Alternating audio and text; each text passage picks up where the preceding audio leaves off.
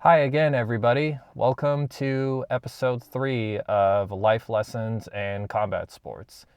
I'm your host once again, Eric Hamidi, and sometimes I'll give a little bit of a preface to these episodes, and I'm going to do that, but I'm going to be rather quick about it because there's a lot of things that I want to say about this topic. So, first things first is that I have a clipboard of notes down over here, so I may grab that to refer to it to make sure that I get everything that I want to say or that I say everything that I want to say because there's a lot of things that I want to talk about with this particular subject matter.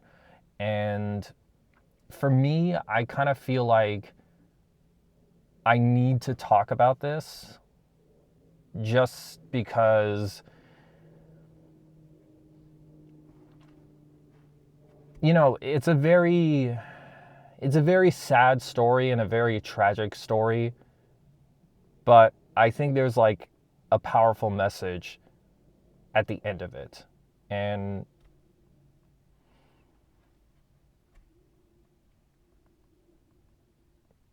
so, few disclaimers.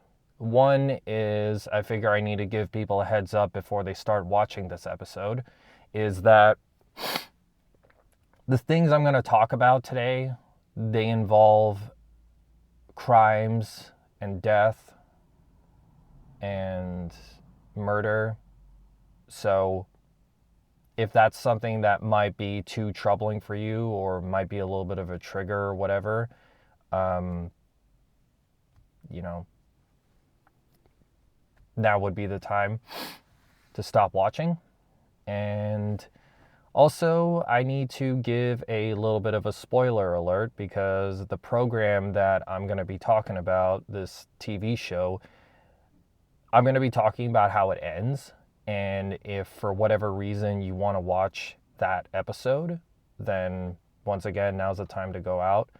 Basically, what I am talking about today is something that happens at the end of the Dark Side of the Ring episode, which is about, it's basically a TV show on Vice that talks about some of the darker times or the scandals or controversies that have happened in the professional wrestling industry. And the episode that I'm going to talk about is the one on Chris Benoit. If you are a wrestling fan, then you know exactly where I'm going with this. But yeah, I'm going to be talking about how that documentary ended. And if you, like I said, if you want to watch it before watching this podcast, then now's your time to get out. Okay, now we're going to get into it. So, I've actually been very eager to talk about this because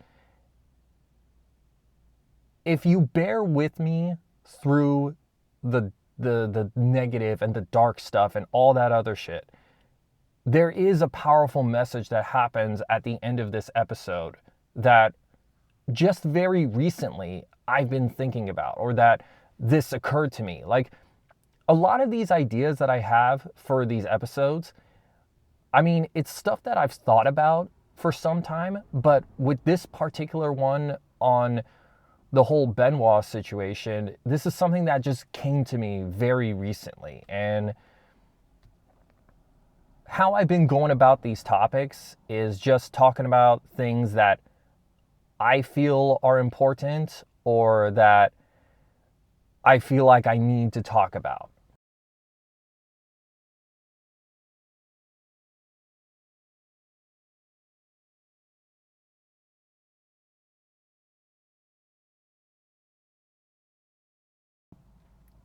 Yeah, I just want to talk about things. I just want to talk about things that are important to me or that I want to talk about, or just, in some way I feel like they're relevant to my own life.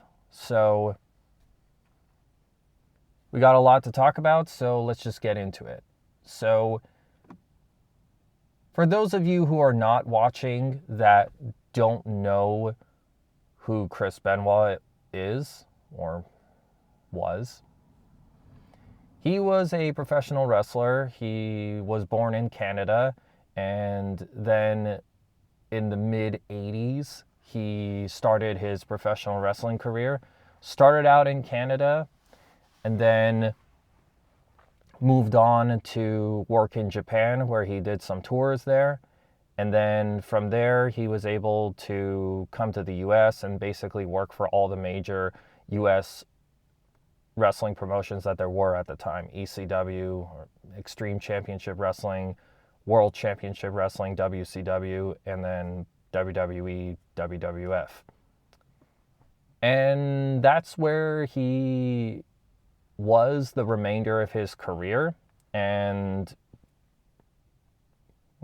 was known as one of the top wrestlers and one of the best, and so good at his craft. And he ended up winning a lot of championships there, and including the world title.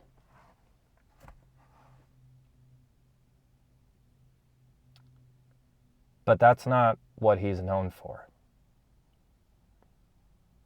That's not his legacy. That's not the thing that people are going to think about when they hear the name.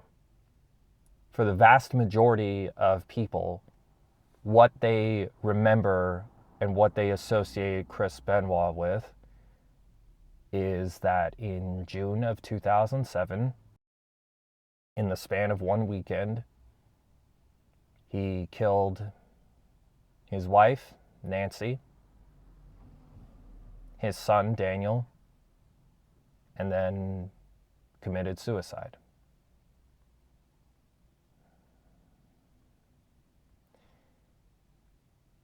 And there's a whole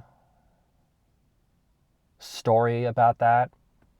If you want to find out more info about how that happened or what happened and the fallout and stuff, there's plenty of things that you can find. And Dark Side of the Ring, they cover all this stuff. They document the events that led up to the tragedy and the response afterwards. And it's kind of interesting because a lot of people associate me as a wrestling fan or as the wrestling guy, but when this tragedy happened, I was 15 at the time, and this was the thing that took me out of my fandom for professional wrestling for such a long time. And there was even a point where I thought that this was something that I was never, ever going to get into again. Or just like, I think what happened was that in 2011, I had reached a point where I thought to myself, this is something that I'm never going to watch again. Because what ended up happening is that the tragedy happened, and I watched for a couple years after that, but then eventually the weight of all the stuff that happened with the tragedy and the things that I learned about the industry, it made me disassociate myself from that. And I don't know, in some ways I was almost disappointed or angry that I had been a wrestling fan.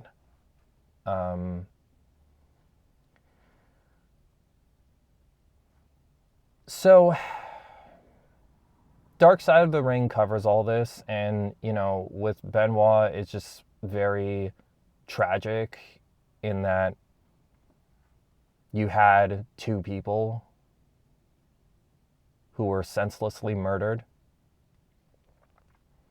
and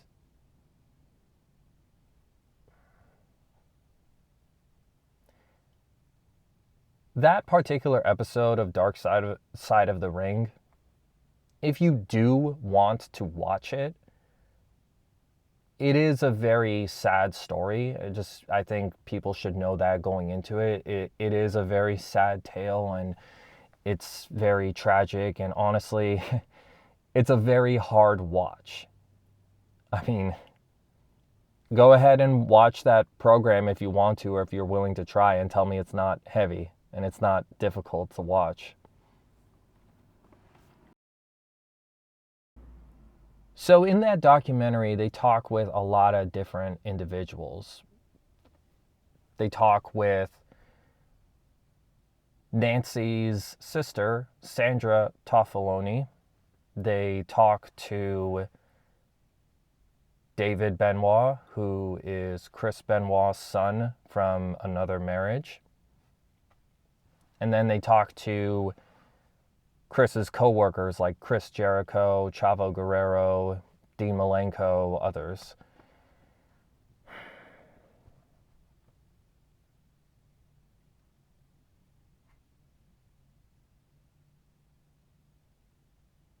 And you can tell it's very hard for all of them. If you listen to Sandra or David talk, you can feel the magnitude of how this impacted them.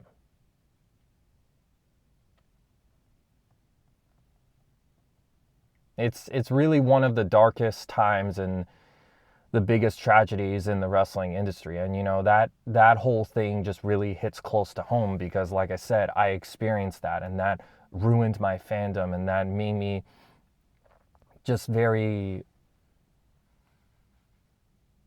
me view the wrestling industry in such a negative way. And this documentary premiered in 2020. Funny enough, it aired a couple weeks after the whole shutdown thing that happened with the COVID pandemic. So it was kind of one of those things where, like, if you're already feeling like crap, well, here's something else that you can watch, or here's something that'll worsen your mood even more. And even back then, it was a powerful watch. It was really emotionally stirring even back then. And I rewatched the episode leading into doing this episode, and it's still heavy now as it was back then. And I don't know, in some ways, I guess it might be a little more heavy just because I've lived my life more, and I guess there's some more takeaways I've gotten from it, or just like some of the things that happened I can like relate to, as far as having really strong friendships, or the topic that I'm going to talk about in just a moment with what happens at the end. So through all that controversy and grief and anger and sadness and all that other stuff, how the documentary ends is that Sandra and David, they end up reconnecting and reuniting after many years of no contact, and they maintain and prolong their relationship and all that stuff. So Sandra was, like I said, Sandra was Nancy's sister, and David was Chris's son. So they reconnect, and then at the end, I'm going to refer to my notes because I want to read the quote. So the crew, or whoever's interviewing Sandra, asks her, would you ever want to forgive Chris? Something along that lines, or do you see yourself ever forgiving Chris? And she said, yes, I think I do. Someday I want to be able to forgive him. I do. Because carrying around the burden of hate gets exhausting. Everyone deserves forgiveness, and everyone deserves mercy. So I think that within time there will be a day when I got on when I got on my knees and I finally say it, that I forgive him. You never know, it might be tomorrow, but I do know it's not today.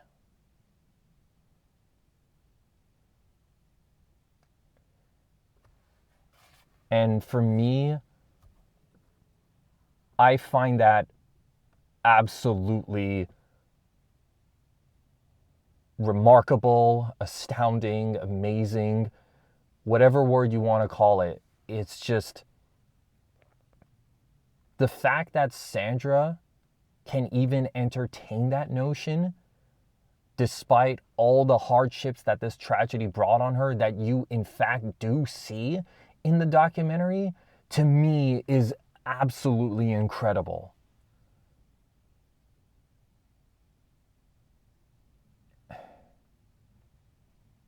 And to be perfectly honest, Sandra is someone who I would like to speak with one day,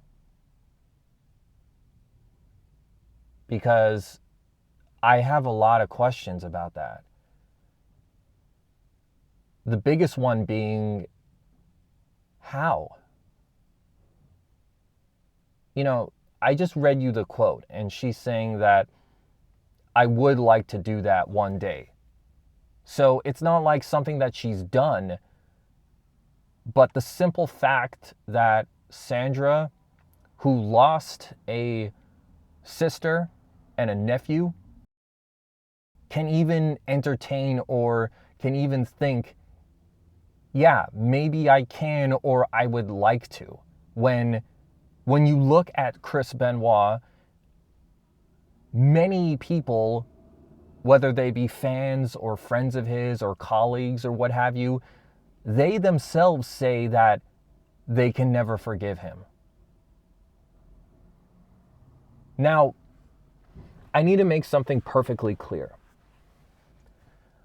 Aside from the quote that I just read you that happens at the end of the episode, I have no idea what is going through or why Sandra is able to do that. I have no idea as far as what's motivating her to actually say, yeah, maybe one day I can forgive my brother-in-law for murdering my sister and my nephew. I can only draw, I guess, maybe like I said in another episode, I can only draw inferences or a theory. And one of the things, and this is just an opinion because I have no idea, maybe this is what's going on with her, or just this is something that I've seen with other people, is that I think love for somebody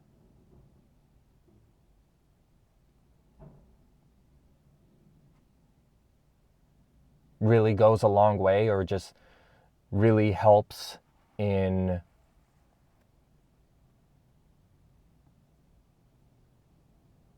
forgiveness.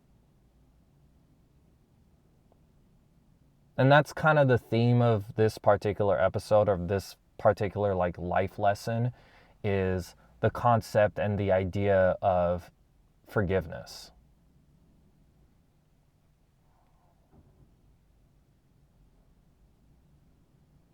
And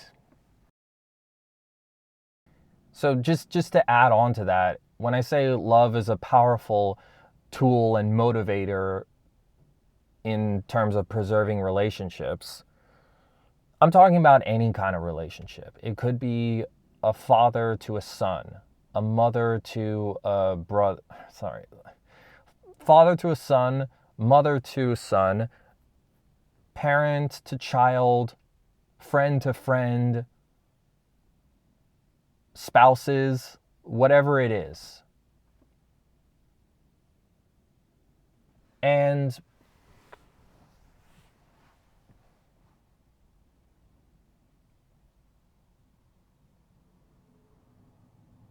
the kind of lesson that I feel like can be taken away from something and what Sandra is doing or what she said is that if she can forgive somebody, if she can forgive Chris for what he did, then why can't someone forgive another for something not as severe? Like, I guess as an example, I guess what I'm trying to get at, and to be more specific here, is that if Sandra is able to forgive Chris for the murder of her sister and her nephew, you're telling me, or okay, all right, sorry. She hasn't actually forgiven him, okay? She's, that documentary came out 5 years ago, so I have no idea if something has changed. So I need to make that clear that she's saying that she would like to. So I guess it would be more accurate to say that if she is entertaining the possibility of one day forgiving Chris Benoit for those things, you're telling me that one can't forgive, or quite possibly even actually forgive someone for, like, I don't know, money that they owe them?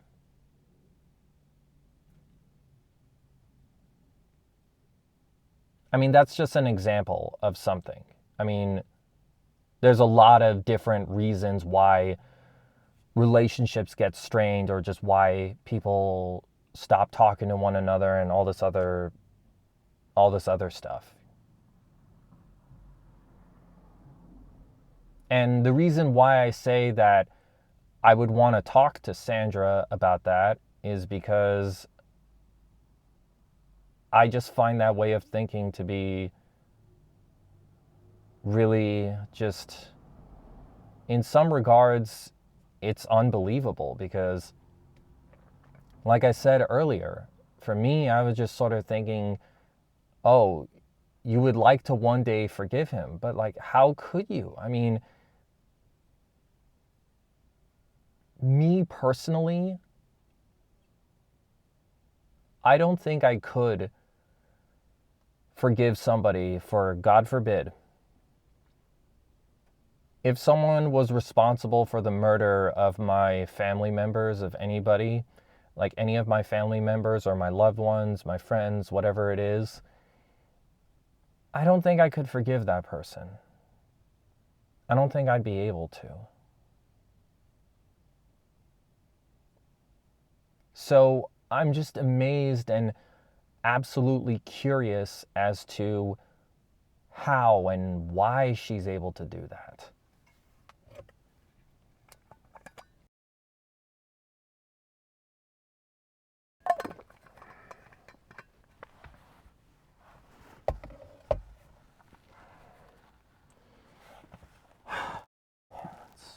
It's, it's,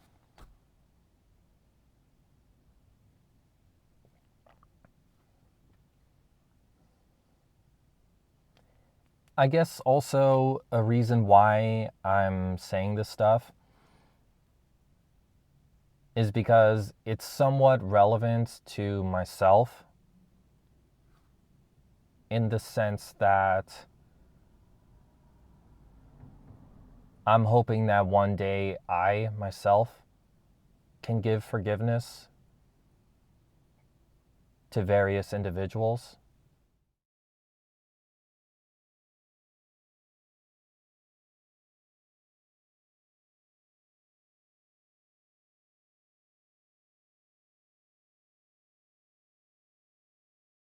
If somebody is able to forgive an individual for murder of family, how is it that, for instance, myself or someone else, the example I said earlier, you can't forgive somebody because of money that they owed you, or I guess stole or cheated out of you, or whatever the fuck it is.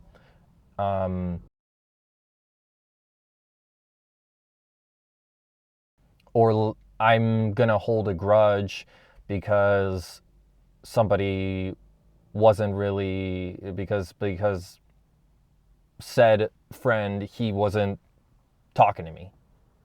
I don't know. And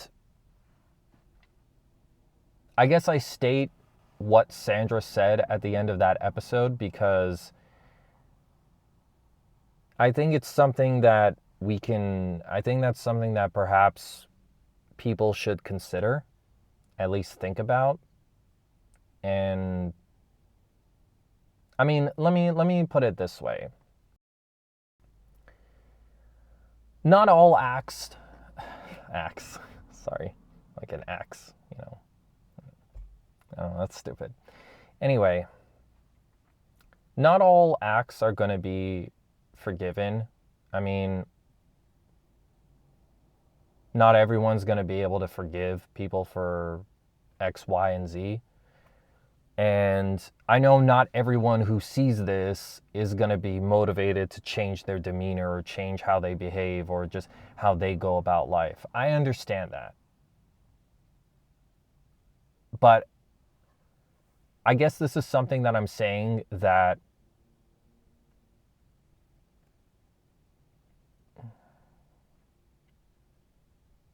to at least consider, if you can. I guess some of that depends on how important that person is to you. I guess how much they matter to you.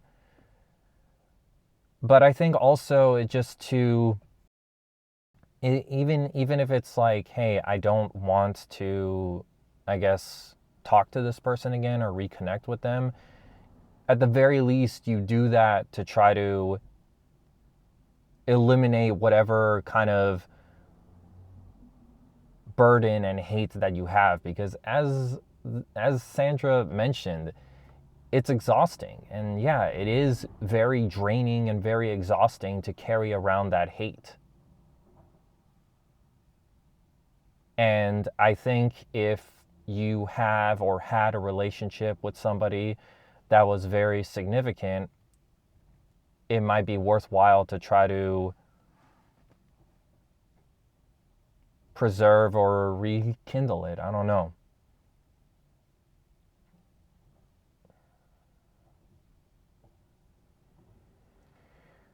Whether or not you actually do it, it depends on you and your belief system and what you value or the kind of person you are. So that's why there are a multitude of results that could come from this. It could be that you do change for the better. It could be that you don't change, you try and it doesn't work out, or just whatever it may be.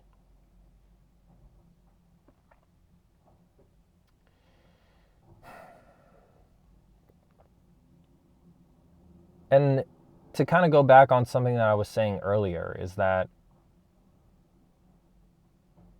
the episode of Dark Side of the Ring is a very hard watch. So you have to imagine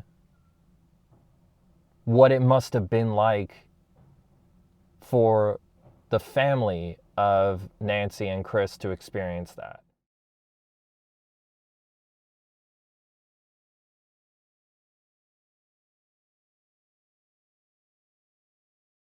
You can tell in that episode that it's a very hard thing for Sandra and David to go through.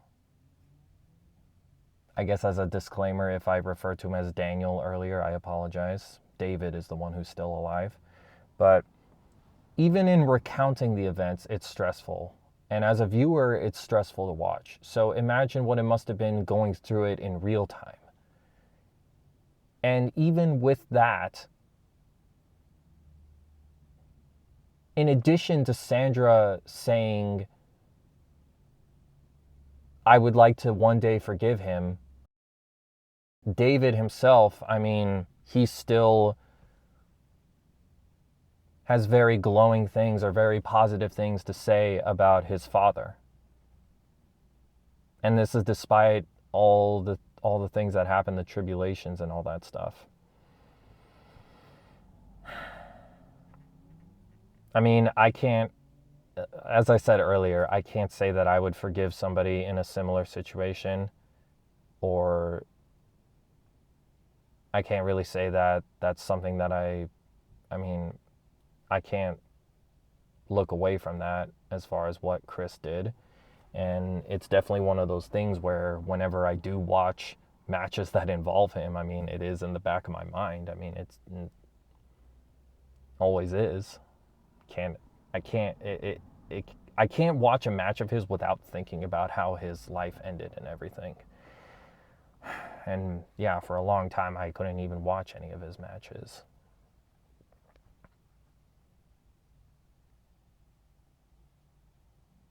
But that kind of, I guess that whole aspect of forgiveness, that's something that I hope I can receive. Sorry, I'm hoping I can give that one day, and I hope I can receive it. Because in some regards, I feel like love for someone and the relationship that you have with them is more important than holding a grudge.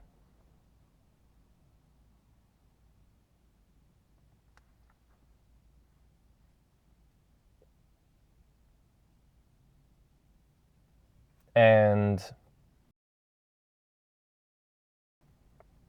I guess another reason why I'm saying that is because, without getting into specifics, I have seen strained relationships close to home, whether it be with family or friends. Just I've seen it happen. I've seen what it's done to people.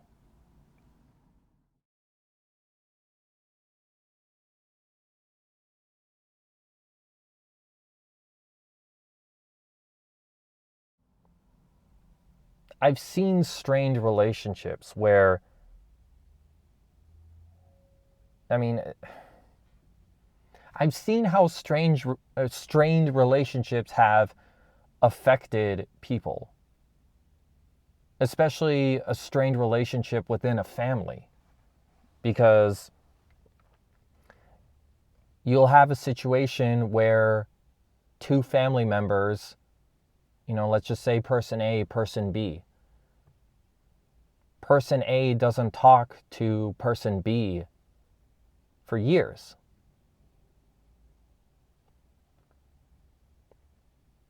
And as it turns out, person B passes away. And they went 10 plus years without ever talking. And you know that it made person B very sad that person A never talked to them again.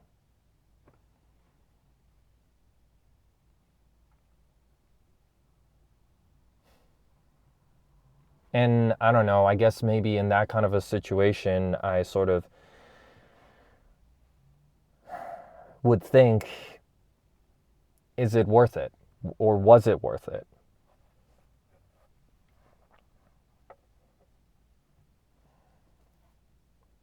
I don't know if me personally, I couldn't live with that. I wouldn't be able to go I wouldn't be able to live with a relationship with a close family member get ruined and I don't talk to them ever again until they pass away. I just don't know. I wouldn't be able to live with that. And hopefully that's something that you can keep in mind for the future, just to prevent that from happening. I mean, I'm not going to be able to save everybody, I guess, for lack of a better term. I mean, I don't want to, sound so, I don't want to be all grandiose about it, but I guess it's something another way to look at it is that if it's something that you're thinking about doing, or that you're on the fence about, or you're considering it, or just you want to do it but your ego is kind of getting in the way, or just not even ego, just something is getting in the way, then this can motivate and at least make you make a decision, like have a better capability of making a decision. And I really do think that you lose out on relationships with grudges. And like I said, that could be any kind of relationship.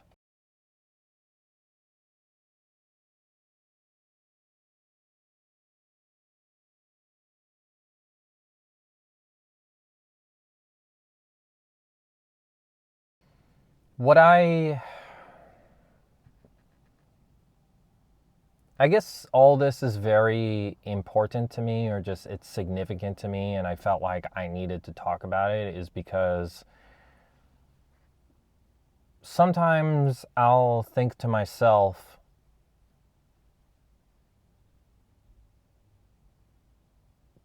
do I perhaps not hold a, do I not have a higher standard of things? Like, do I not like, do I not have firmer standards or boundaries? And sometimes I wonder if I'm too forgiving, or if I give too much leeway to somebody or a group of people, or someone or a group of people. That is something that I kind of think about a lot.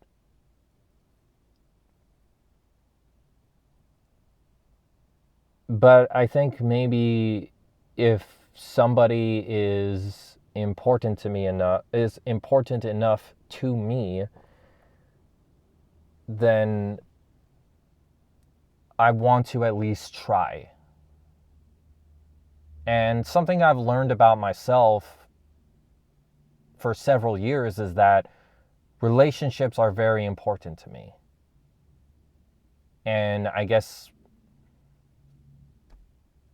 I want to do everything I can to maintain them. I mean, don't get me wrong, I've lost some friends and stuff like that along the way. I guess now that I think about it,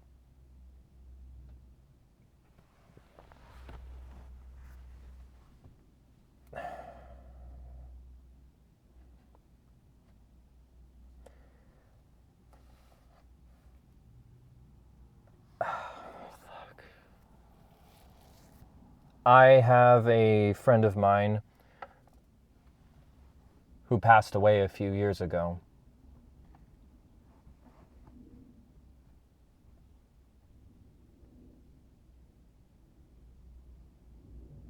And I didn't really talk to him a lot the last couple years he was alive.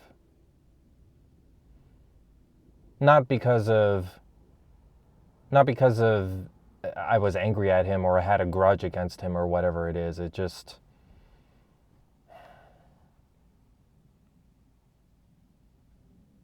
for one reason or another, just various factors came into play. I didn't talk to him the last couple years of his life.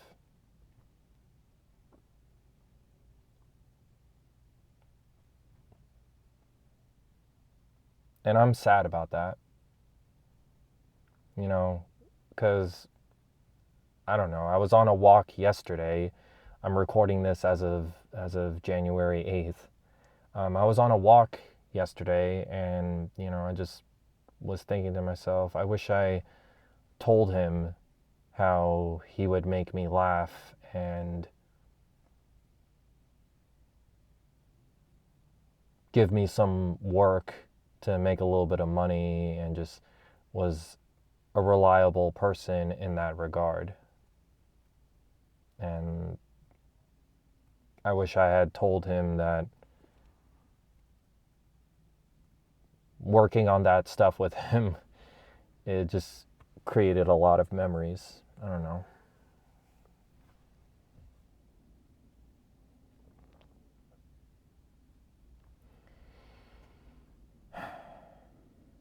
this whole episode, like this whole idea and this concept, it all came to me very recently. Maybe in the last week or so, a couple weeks, I've thought about this just because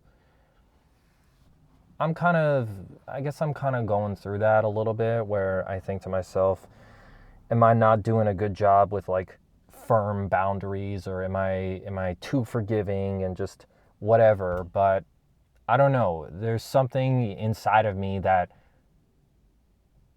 makes me not want to give up on certain relationships. And, this whole concept of forgiveness, I'm not a master at it. I haven't mastered it. I'm not completely like on board with this, and I have my own struggles with it.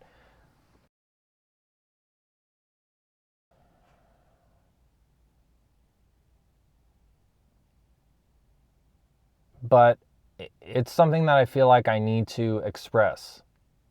It's something that I feel like I need to kind of get out there, for one reason or another, or just talk about things that are important to me. And I guess the larger picture at hand is that we as humans really thrive on relationships and just having those connections and those bonds with people.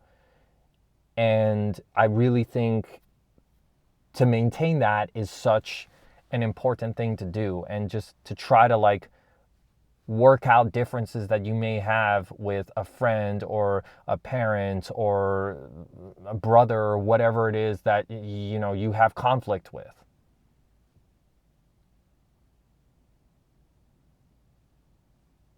Although, yeah, not everyone is going to be able to forgive others, but I think what Sandra kind of demonstrates is a very important life lesson. And that's something that we can all sort of consider or think about it, where just, hey, if Sandra can even entertain the idea of forgiving Chris Benoit for doing the things that he did, then maybe I cannot let money get in the way of the relationship I have with so and so, or just, or at least in my situation with a friend, former friend, whatever I want to call, whatever I want to refer to him as.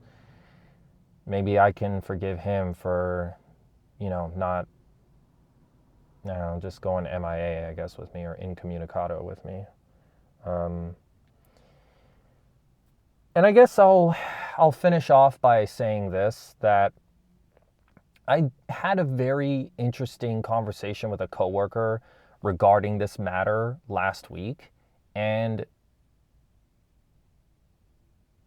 what he said, there was something that he said that inspired me to talk about that idea of, if you love someone enough, or there's some type of if there's some type of bond there that's important enough and they matter to you and they're close enough to you, then you are able to forgive that person.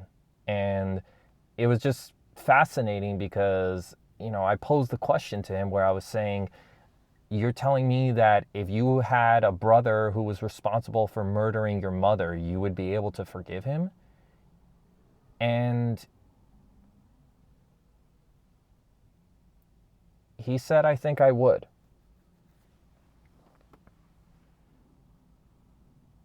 And I don't know. I don't know. I mean, I can't really say that's a wrong way of thinking, or I should be like, oh, that's a terrible way of thinking, or you shouldn't do that, or whatever it is. But I don't know. Everybody is different. Everybody has a unique way of thinking, or just how they view the world and everything like that. So if that's something that he operates under and he's content with it, then that's the only thing that matters.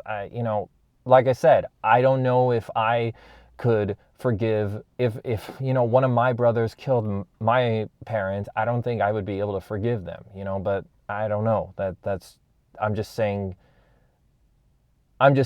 speaking for myself and putting out a hypothetical. And I'm interested to hear more about like that way of thinking. But, this was with a coworker, so we were at work and we could only talk about this for so long before we had to, I guess, do other things and I guess attend to other matters on the job.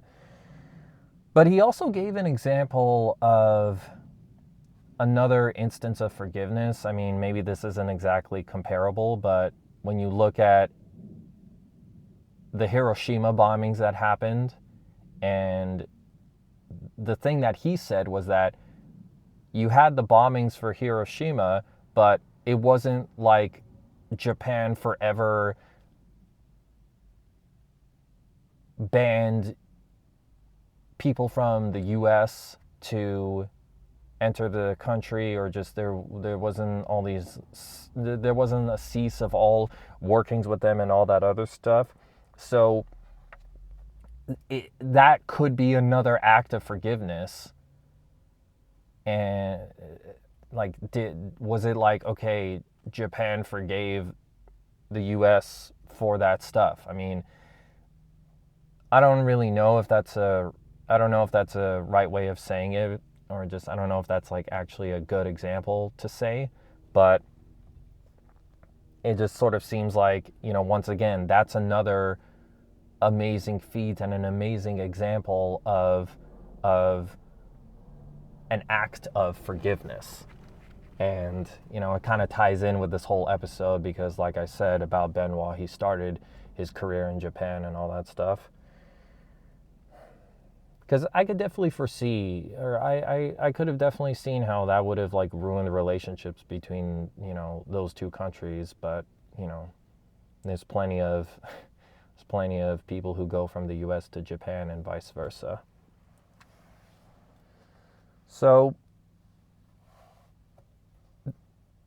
this is something that I wanted to get out there and that I wanted to, I guess, express to people. And I don't know, maybe you can take this into your daily life, and or at least I've given you the information and you can do with it what you want.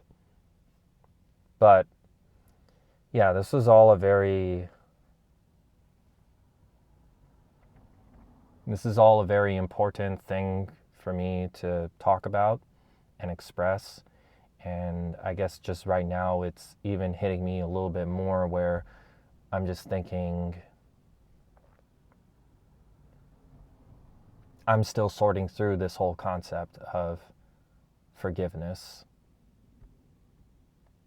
And I like have conflicts with that as far as, oh, well, do I forgive somebody for this action, or do I just say, no, you treated me poorly and I'm not going to do that. And I don't know, I'm doing that with a friend of mine, but maybe one day that will change with him, and I don't know, he and I can be on better terms. And I don't know, maybe it's something that I should at least consider or think about.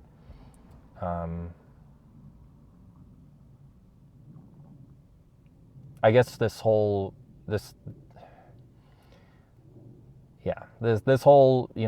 Benoit thing, I mean, hell, that's even how I met him, was that I was wearing a shirt of Chris Benoit's in 2004, and he recognized it and we talked about it. So I guess like that's another reason why this whole thing is heavy. But that's the message that I want to leave you guys with. And to be perfectly honest, I didn't know how I was going to react when I did this episode, or how I was going to be.